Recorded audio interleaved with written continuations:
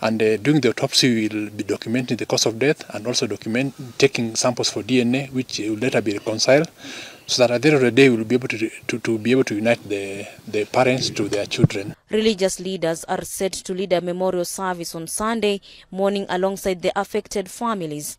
President William Ruto yesterday declared 3 days of national mourning starting Monday. The bodies have been retrieved from the cemetery one by one and taken to Naromoro mortuary for preservation, awaiting autopsy. As investigation continue, parents await concise answer from the government on what transpired during that fateful night and whereabouts of their children. Mariam Jahid at Hillside Endorasha Academy in Nyeri County. Well, we continue to condole with the family and friends and are praying for quick recovery for those still in hospital. On that note, we take a very short break. More stories to come. Do stay with us.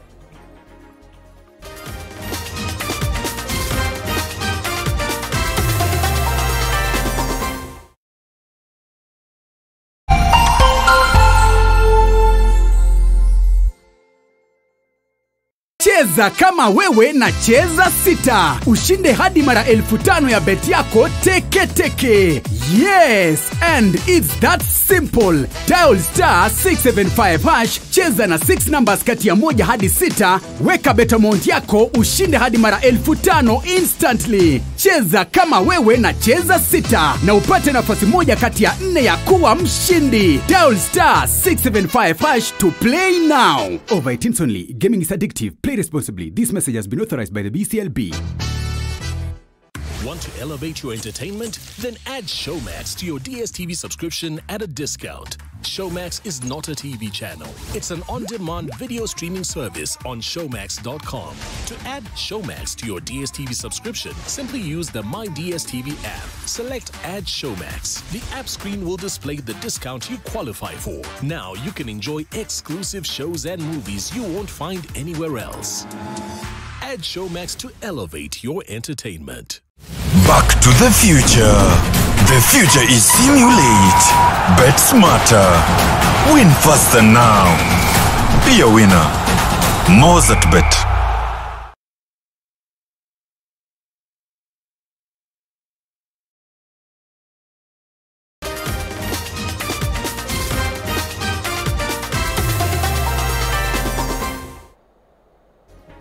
Welcome back.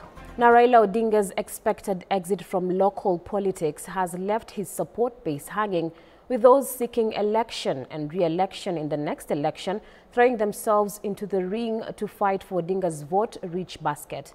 The latest rallies in Nyanza and Western by President Ruto have been seen as an attempt to gain the region's backing come 2027.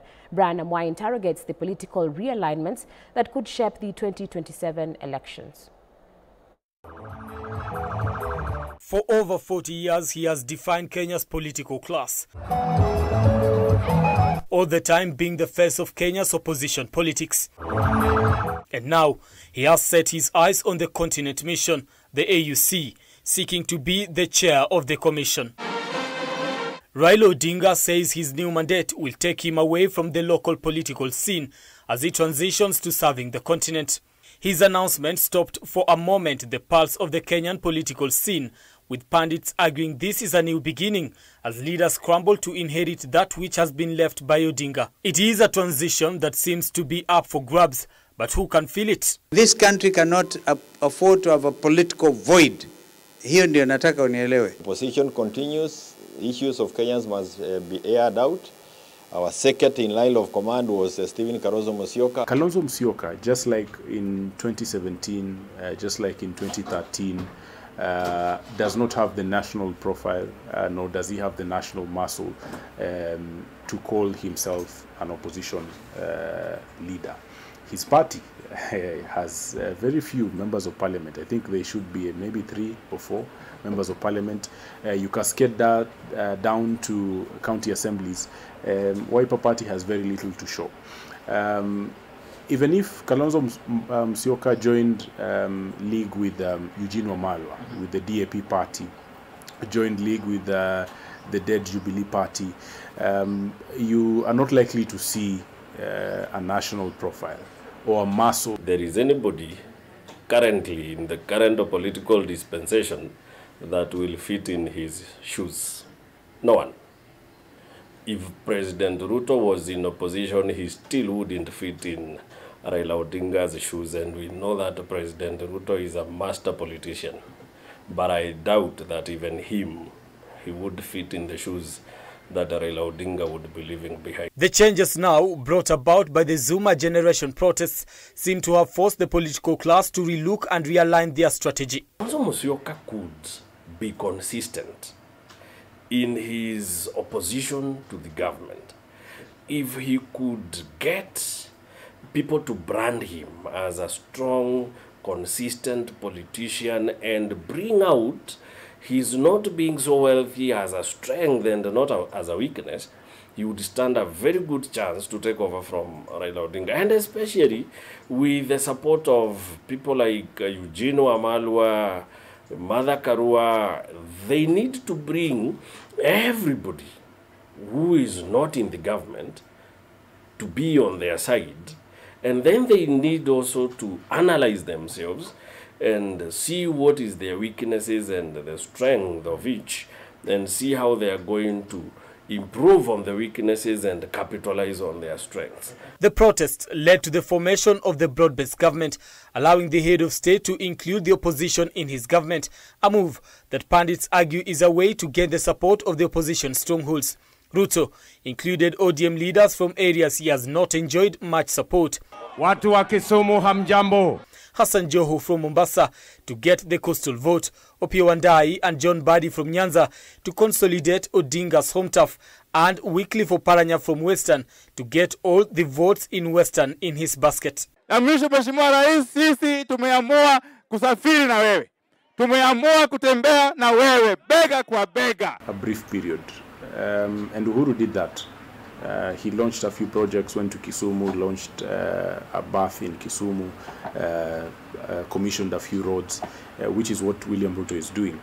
And for people who have been disenfranchised for years, that is welcome. Anyone would welcome such development. That you have now been seen by the national government could change people's minds. Their hearts, however, are a different scenario, but that could buy him some political capital. It is not a guarantee that that capital would, win him 2027 election. In the 4 northern counties of Mandera, Wajir, Garissa and Marsabit, Raila got 326,816 votes, while Ruto got 164,306. The North has voted for Odinga for years, but now this may change if Odinga supporters agree to vote for Ruto after their newfound union. In Western, Raila got 976,333 votes, while Ruto got 630,282.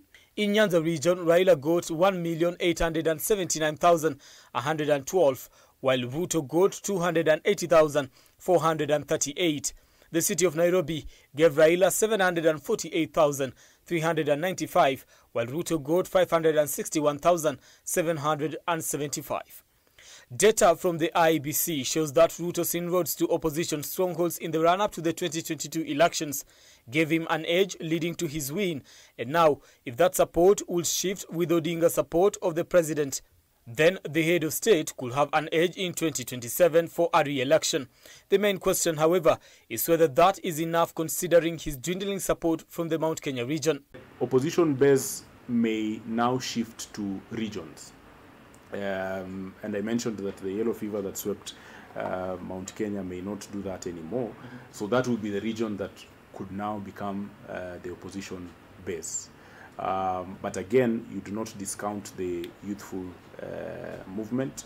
The youth, if they decided to, they could make sure that we have a historic election where you do not know which community is voting which direction, because the youth are spread across the country. Danger with Mount Kenya is that they never learn.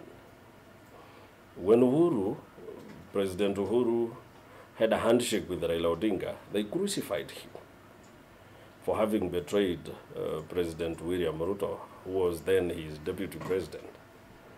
And they thought him a very bad man, an evil man that needed not to be heard. they walked away from him. And they told us that William Ruto is different. He's not going to do what Uhuru did. But he has even done more. He's not only had a handshake with Raila Odinga, he's given him 6 slots in the government when the Mount Kenya has 7. And then, instead of asking themselves what is happening in the political space, now they're angry at the President William Ruto. They have started looking at him as a man who's betrayed the deputy president.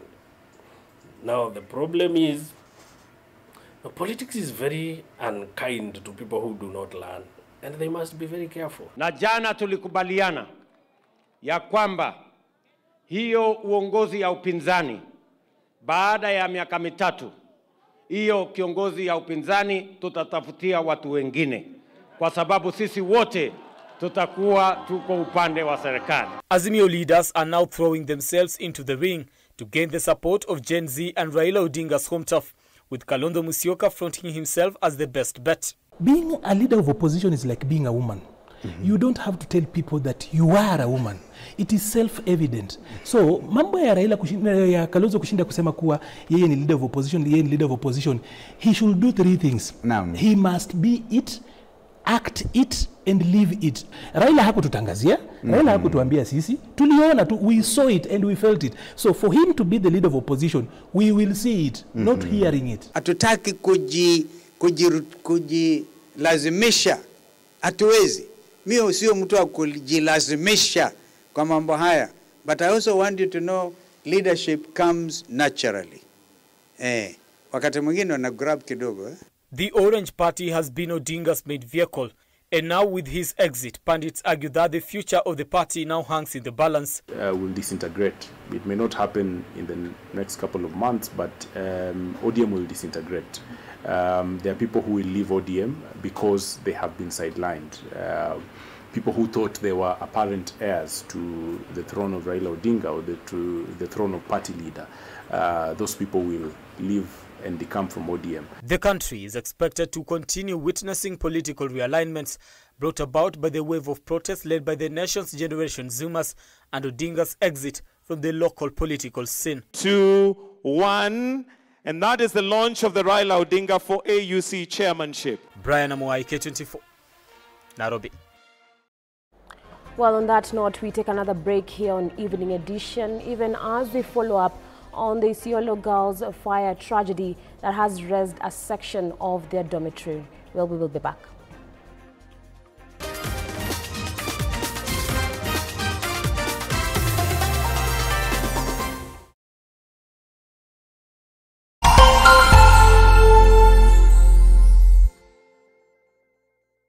Multi-bonus. Zidisha ushindi wako hadi 1,000,000 na multi-bonus 1,000%. Kuwa mshindi. Mozartbet. As the sun rises, so do we. As we trust it to rise and set without any worries interrupting your day. StarTime's home solar solution with solar panels, hybrid inverter, and lithium battery. Powering your prosperity and happier life. Empowering you to do the things that really matter. A complete and reliable home solar solution. Call us today. StarTime Solar. Power your life.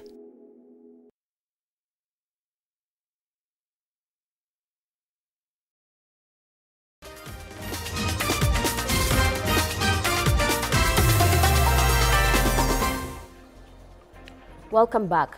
Kenya is set to benefit from investors from China and America who now target to establish industries in Kenya. According to the president of the American-Chinese Chief Executive Officers Society, Robert Sun, Kenya has a huge potential to turn into an industrialized country and reduce its reliance on the agricultural sector. And as Kimani Ngunjiri now reports, this investment plan comes in the wake of President William Ruto's visit to China for the Africa-China Summit, where the Chinese government committed to invest up to $60 billion in Africa. This week, President William Ruto attended the China-Africa Cooperation Summit a forum that seeks to boost the partnership between Africa and China. During his tour, President Ruto attended the China-Africa Entrepreneurs Conference, where he advocated for increased Chinese investments in Kenya's infrastructure, healthcare, and technology areas. We therefore fully appreciate the promise of the Belt and Road Initiative to transform Africa through road, rail, and air connectivity. As this was happening in Beijing, in Nairobi, an African chapter of the American Chinese CEOs Society was launched with an aim to increase investors in Kenya, especially targeting the manufacturing sector. Our current mission is to bring the Chinese manufacturers into Kenya, because we find that Kenya is still an agricultural country. You import a lot of products. We want to bring systems that bring better processes for local people through the government. The second is to set up investments in Kenya in order to create and boost employment, and that will also drive the local economy. The heightened lobbying of the Chinese investors in Kenya comes in the wake of a report released in July this year by the Kenya National Bureau of Statistics, which indicates that there is a substantial drop in direct investment in Kenya from China, and that Beijing's investments in Kenya fell by more than a third over the last 3 years. Yet, investments over the same period from the US increased slightly to 7.4% from 7.1%. Kenya is open for international investments, so they offer some special treatment regards to taxation, EPZ. Chinese CEOs partnering with their African CEOs create a formidable business infrastructure where now products that they produce from here can go anywhere in the world. Business analysts maintain that if more manufacturers would be given an opportunity in Kenya, they would produce more products from within, which would mean that Kenya's imports would be reduced drastically, and so would be the prices of commodities. Kenya imports a lot of products, so every citizen, they pay more. Because I compare the price here in the supermarkets versus what I see in US or China. Actually, it's more expensive here. What we have heard mostly from our members sometimes is cross-border businesses. And cross-border is the laws that prohibit our businesses from moving the products into other destinations. And as Chamber of Commerce and Industry, we connect with our other chambers in those other countries to make it easy for the business people to get their goods and services across. However, the debate around the question of whether Kenya has established policies that are friendly to international investors is still alive, as entrepreneurs feel that government may require to do more adjustments. When the foreigners register their businesses here, we would like that the government specify a direct rule that local people must be in the shareholding ownership of the companies, so that way we can move forward as a people as well. That is all that we're asking the government, to create such an environment, to create such a startup ecosystem, whereby we have incubators, where we have, a very solid startup ecosystem. Kimani Ngunjiri reporting for K24, Nairobi.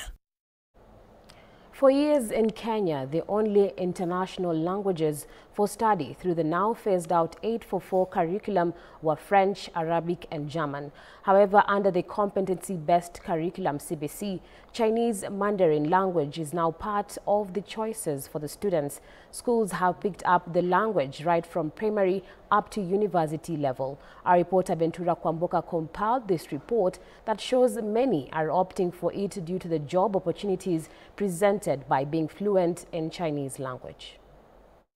In 2019, the Kenyan government introduced the Chinese Mandarin language and subsequently approved its use in the competency-based curriculum in the year 2022 to be among the foreign languages, including French, German and Arabs, whereby learners could have an option to choose from. And with Africa's wealth in natural resources coupled with a rapidly growing population and an ambitious development agenda, this has made it a perfect market for the Chinese language that has seen the establishment of the East African Confucius Institutes Alliance, which boasts 67 Confucius Institutes and 10 Confucius classrooms in 47 countries. Go this way.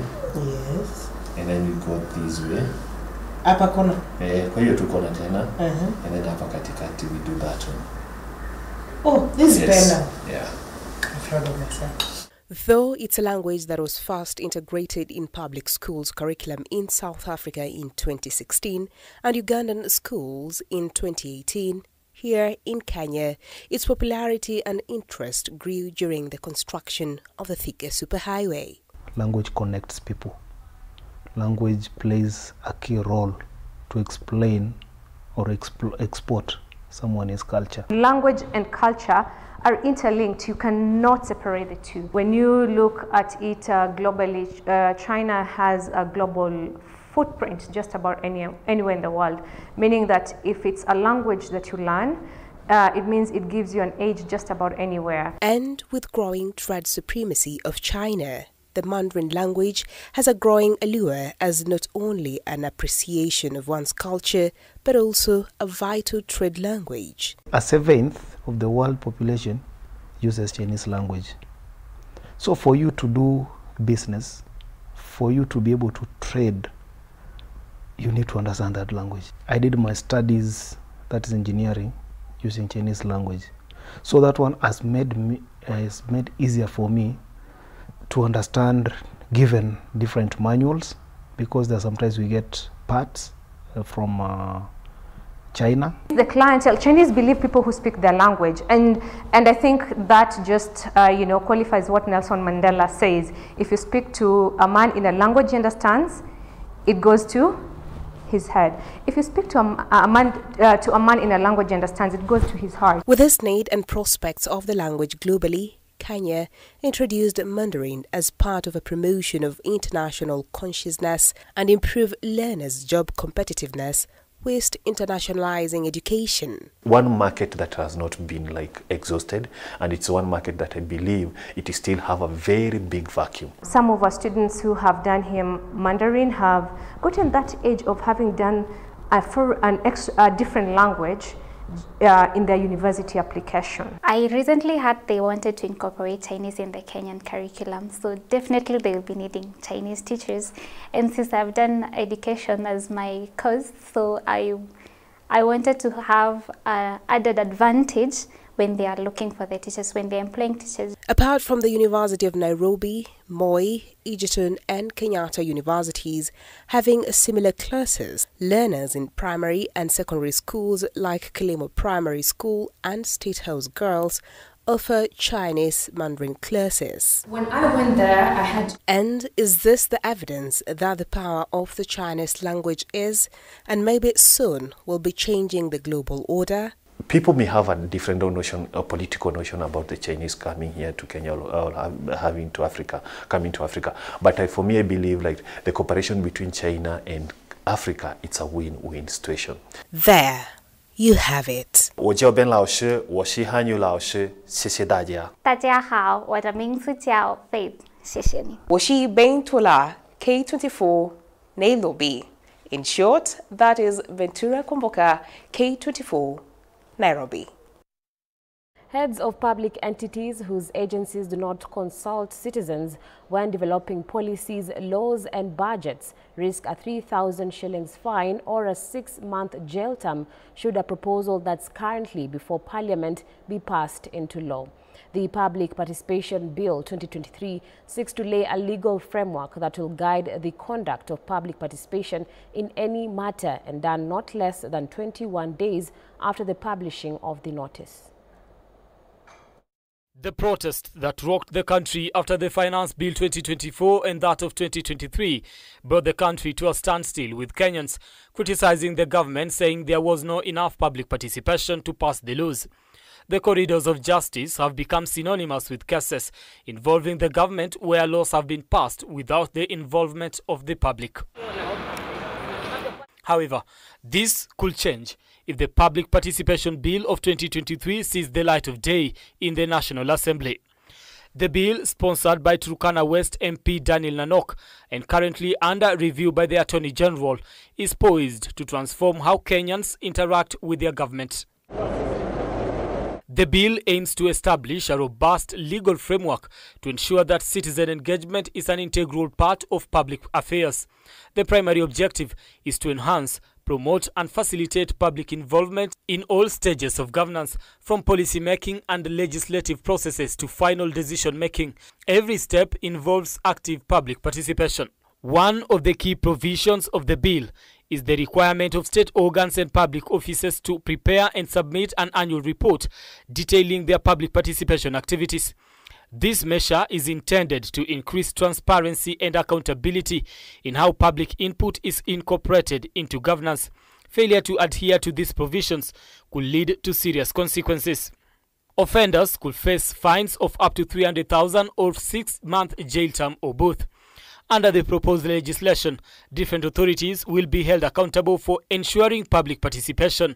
For example, parliamentary committee chairs will be responsible for incorporating public input into their decisions.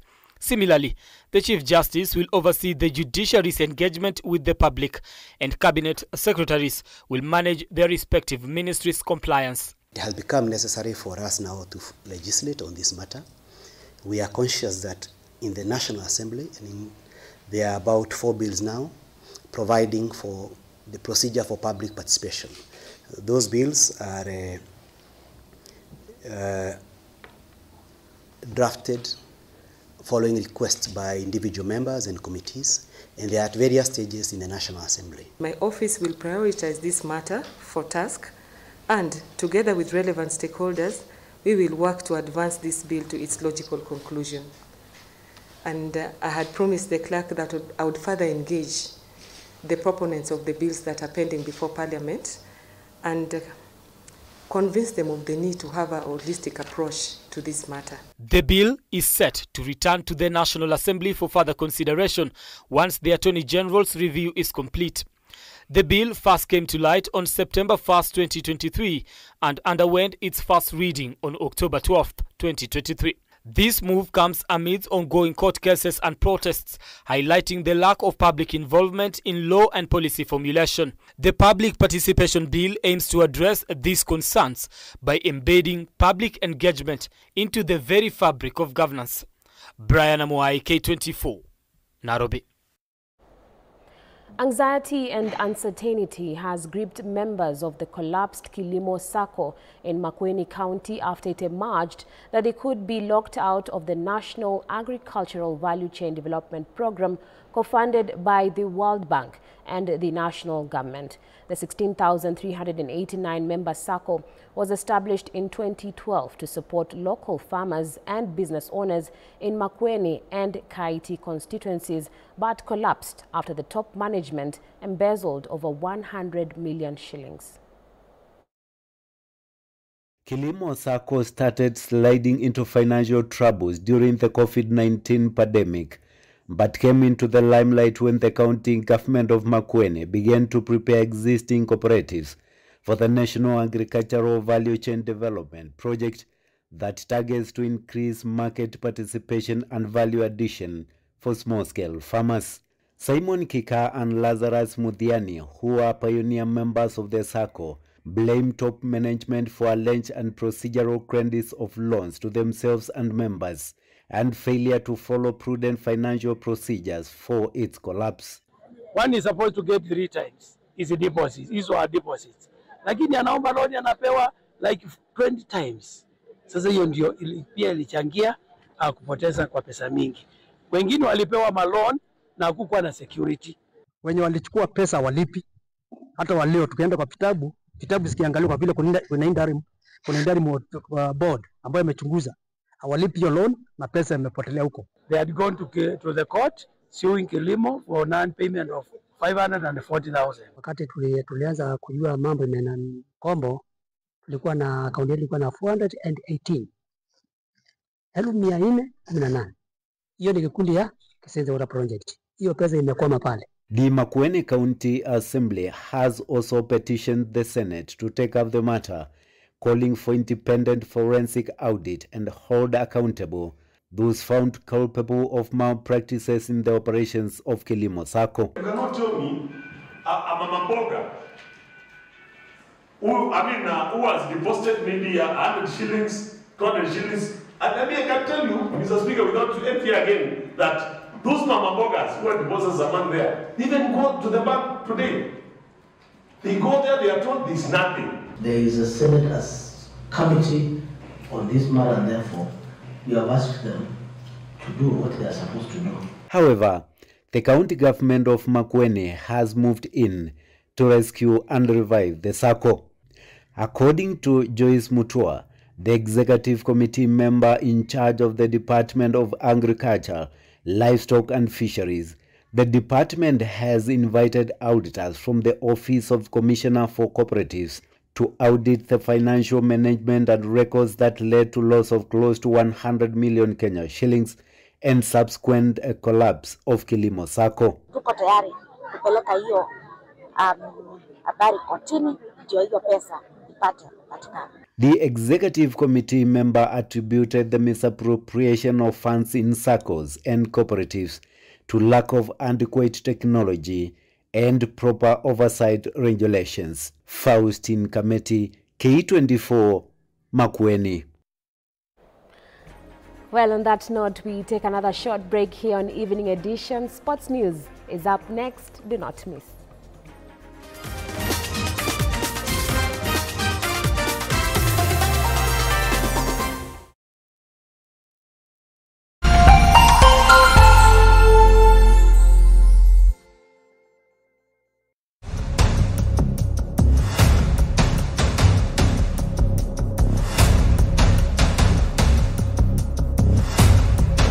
Bad breakfast experiences? I get it. Morning Vibe is here to switch it up. An experiential and interactive show to set your vibe just about right. I mean, vibes don't lie. Join me, Rami Majala, every Monday to Thursday from 8 a.m. to 9 a.m. right here on K24 TV.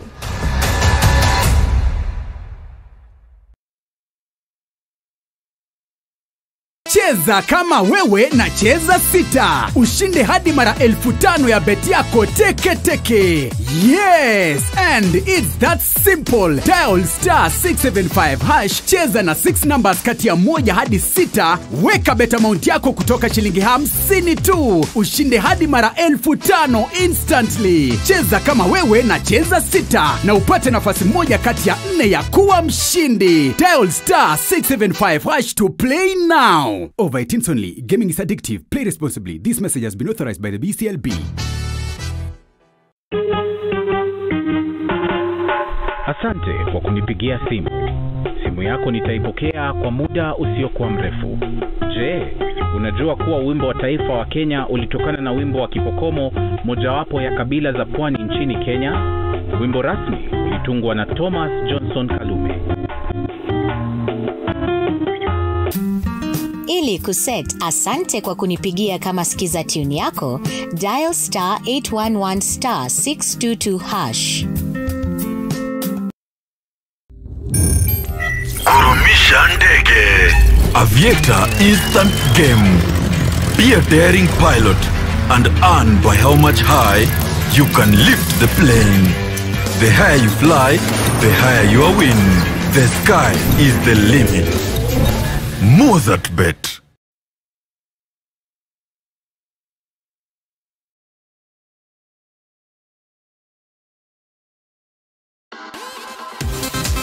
K24 Sports News, powered by Mozart Bet.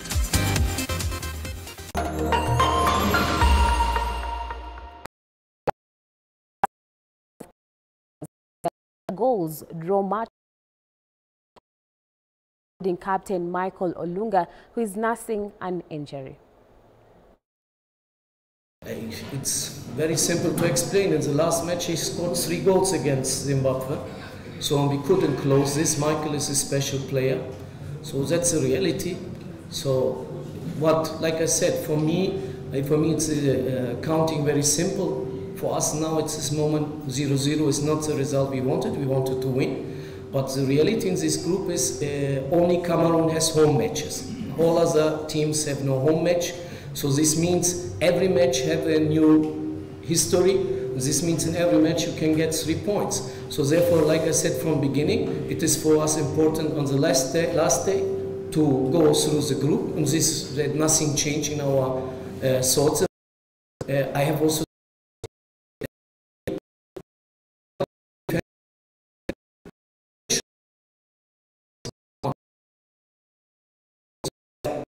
no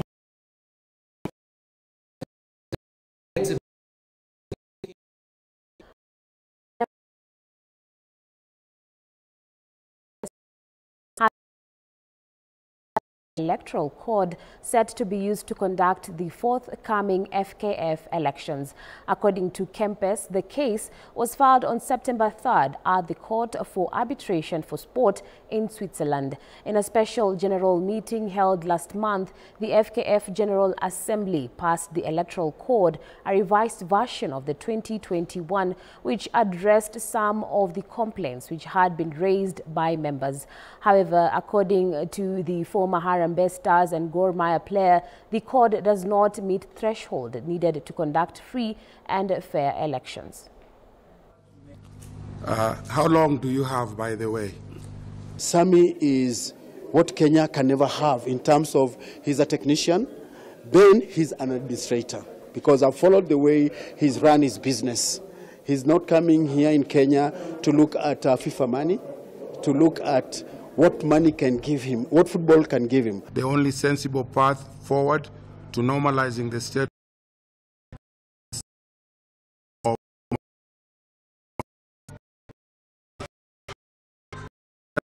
election process against actual and possible judicial changes. Football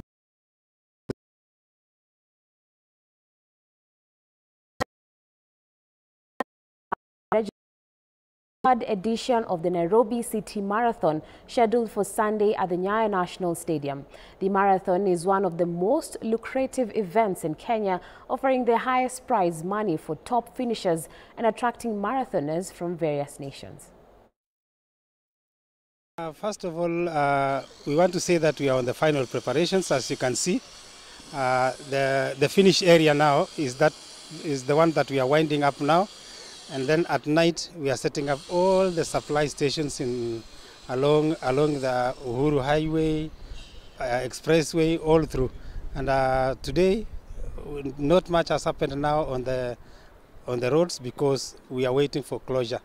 We are closing Expressway at 10 p.m. and we begin all the stations there. And then along Uhuru Highway and Mombasa Road, we are closing at midnight. And we set up all. Everything is ready. All athletes are now busy collecting their running numbers, and we want to say that it has been perfect. It's one of the best organized events currently in Kenya. It is the highly paying event currently in Kenya and in Africa. A prize money of 3.5 million for the winner, both men and women, and paying up to top 20. It's a very big thing, and that is the thing that is it. Two, in terms of mass participation, you see, not anybody has ever walked along expressway. We are only driving along expressway. So we have an opportunity of walking, running, having family time along the expressway, and it gives us that very rich flavor. We'll be savoring the entire city, the city up to and including the national park, when we'll be turning around JKIA, and you'll have to see everything in town. And therefore, it is an expedition. Kenya Harlequin continued their great run in the National Sevens circuit with a 100% record on day one of the Driftwood Sevens, the ultimatum leg of the circuit in Mombasa on Saturday. Queens began the day with a huge morale booster, coming from behind to beat Kabras Sugar 21-19 at the Mombasa Sports Club. Queens' other wins include a 24-0 thrashing of Nakuru RFC and 31-0 humbling of Mwamba RFC. Driftwood Sevens defending champions Kabras Sugar and bankers KCB also qualified for the quarter-finals. Our culmination of today's efforts was this last game against Mansende Muliro, who are a very determined side. We managed to be on top of the game and leading it and emerging winners. It's been a good day for us. We ticked all the boxes. Nevertheless, we are relentless about our goal for tomorrow. Tomorrow is knockout time. We're going to play Nondis probably. Nondis are very structured and determined side. But when you look within ourselves, we play our strengths. We play as a team. We play as Lions, and we know it's going to be not a walk in the park, but we know we're going to.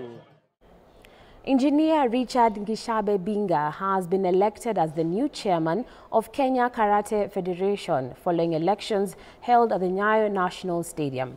Binga, who is also the Kenyatta National Hospital Karate Club chairman, promised to prioritize transparency and talent sustainability in all parts of the country. The election was overseen by IEBC. The Karate Federation has been under a caretaker committee since 2023 after they were found in contempt of court for not holding the elections and complying with the Sports Act. Henry Nabea Nkoru and Ben Oulo were elected as vice chairpersons. Others who were elected in various positions are James Mwangi Gikonyo, Faith Siombua Nzangi, Moses Muthanga, Jadiel Mutua, Lucy Karobia, Peter Ombima, Bakari Yusuf, and Stephen Wesonga. I'm very happy to have gone through the election, which is very credible and transparent. It has been a rigorous journey, but given the teamwork that we've done with the supporters and the delegates, we've come out victorious, and it signifies a new beginning for karate in the country. Sustainability in terms of financing, reaching out to corporates and sponsors for our events, for our training, and even partnerships with the, you see, like for karate, you get better players when you start very early, at very early ages. So we are looking at approaching the Ministry of Education to see whether it can be part of the CBC syllabus, such that it is taught in school, then somebody grows with it up to the highest level.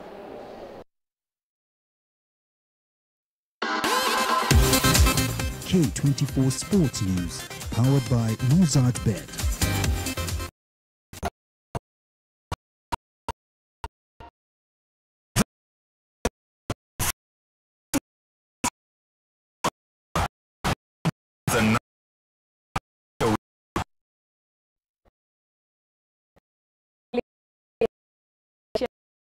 Watching. Interpreter has been Evelyn Wangoi. Up next is the biggest, baddest show, Arena 254. Do not miss, and good night.